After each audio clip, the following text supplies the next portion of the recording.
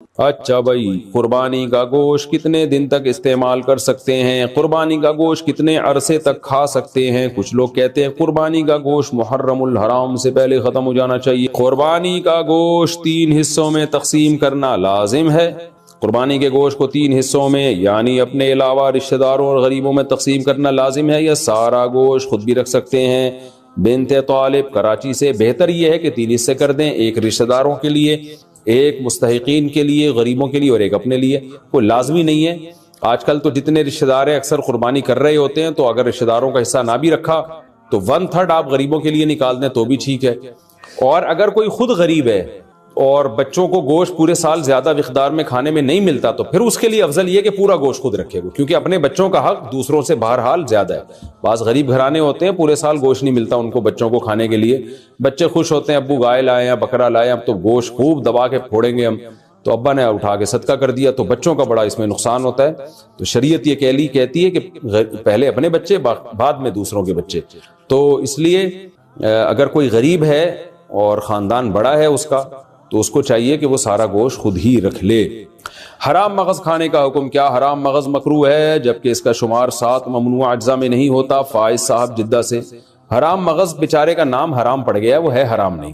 یہ جو ریڑھ کی ہڈی کے اندر ہوتا ہے یہ پیچھے کی طرف، تو یہ حرام نہیں ہوتا، اس کا نام پتہ نہیں کیوں لوگوں نے حرام مغز رکھ دیا ہے بہرحال یہ حلال۔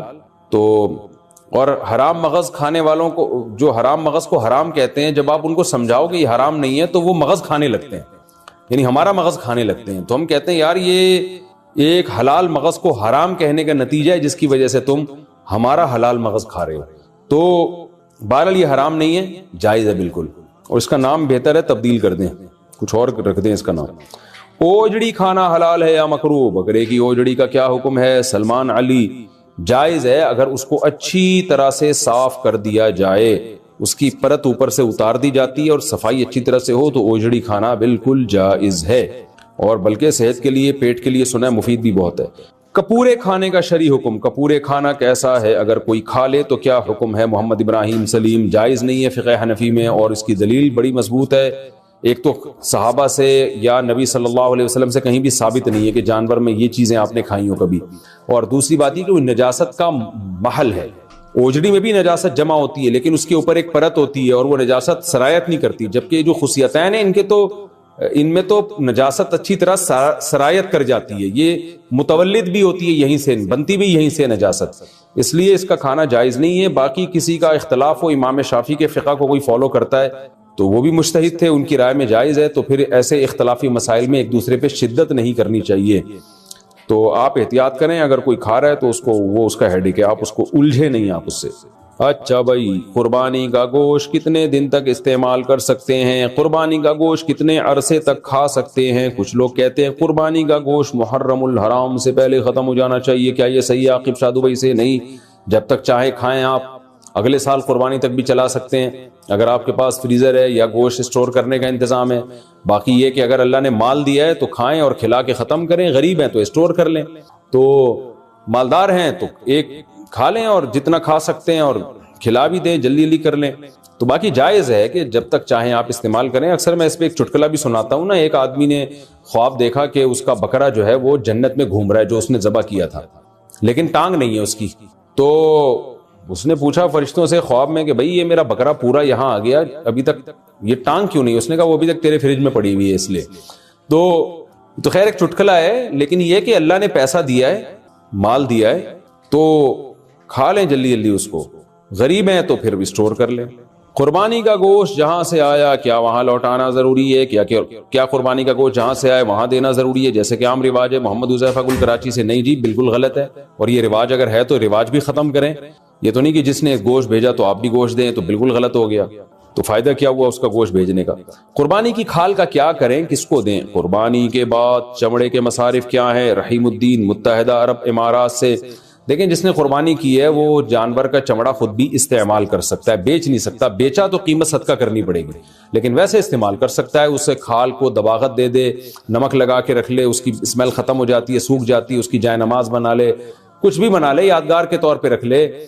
لیدر تو بڑی ایک قیمتی چیز ہے، بہت ساری چیزیں بن سکتی ہیں اس سے، تو میں نے ایک دفعہ بچپن میں قربانی کے جانور سے مسلح بنانے کی ناکام کوشش کی تھی, مجھے تجربے نہیں تھے. تو اب یوٹیوب پہ آپ سرچ کر سکتے ہیں, بہت سارے طریقے مل جائیں گے آپ کو. تو ایک بڑا اچھا لیدر مل جاتا ہے آپ کو, تو وہ جائزے استعمال کر سکتے ہیں. لیکن اگر بیچ دیا تو پھر اس کی قیمت صدقہ کرنی پڑے گی. اسی طرح قربانی کی کھال آپ کسی کو صدقہ بھی کر سکتے ہیں. خلاصہ یہ کہ اس سے بزنس نہیں آپ کر سکتے. جس کو صدقہ کیا وہ جو چاہے کرے. آپ کے لیے اس کو یا تو ایز اٹ از استعمال کریں, یا اس کو بیچ دیا تو اس کی قیمت صدقہ کر دیں, ورنہ اس کھال ہی کو صدقہ کر دیں. آپ اجرت میں بھی نہیں دی جا سکتی قصائی کو کہ تم یہ جانور ذبح کرو, کھال تمہاری ہوئی, یہ بھی جائز نہیں ہے. قربانی کی کھال امام مسجد کو دینا کیا؟ قربانی کی کھال امام کو امامت کی وجہ سے دینا جائز ہے. احتشام الحق, امامت کی وجہ سے کا مطلب یہ کہ امام کی اجرت میں وہ شامل ہو پھر تو حرام ہے, ناجائز ہے. لیکن اگر امام کی اجرت کا حصہ نہیں ہے بلکہ امام غریب ہے اور غریب اور مستحق سمجھ کے اس کو دیا جا رہا ہے, تو کسی کی بھی غریب کو دی جا سکتی ہے. تو امام بھی اگر غریب ہے تو اس کو بھی دی جا سکتی ہے. قربانی کی کھال گھر میں استعمال کرنا, کیا قربانی کی کھال اپنے کسی ذاتی استعمال میں لا سکتے ہیں؟ کوئی چیز بنوا کر گھر میں استعمال کر سکتے ہیں. حذیفہ ندیم کراچی سے, جی بالکل کر سکتے ہیں, تو کوئی حرج نہیں ہے, بالکل جائز ہے. لیکن بیچ دیا تو قیمت صدقہ کرنی پڑے گی. جانور کے ساتھ حرام اجزاء, جانور کی جو 7 حرام چیزیں ہوتی ہیں ان میں ایک غدود بھی ہے. یہ غدود کیا چیز ہوتی ہے وضاحت کر دیں. نور الامین حقانی, جانور کے جو چند اعضاء حرام ہیں وہ اس لیے حرام ہے کہ قرآن نے خبیث چیزوں کو حرام قرار دیا ہے. جگہ جگہ قرآن میں آتا ہے. تو کچھ جگہ تو ایسی ہیں جانور کی جہاں ہر وقت گندگی کا وہ یوں سمجھیں کہ مقر ہیں, جیسے خصیتین ہیں یا شرمگاہ ہے, یہ سب ہر وقت گندگی سے آلودہ رہتے ہیں. تو یہ بھی سلیم الطبع انسان کو یہ چیزیں کھاتے ہوئے گھن آتی ہے. تو اسی طرح غدود, غدود کا مطلب جانور کا کہیں بھی پھوڑا نکل آیا, بیماری کی وجہ سے پھوڑا نکل گیا, یا کوئی بھی جو رسولی جسے کہتے ہیں نا. تو اب کیا آپ نے جانور ذبح کرنے کے بعد وہ پھوڑے میں جو گوشت تھا وہ نکال کے کھا گئے, تو وہ بھی خبائث میں داخل ہے, گندگی میں داخل ہے. تو ہر خبیث چیز ناجائز ہے.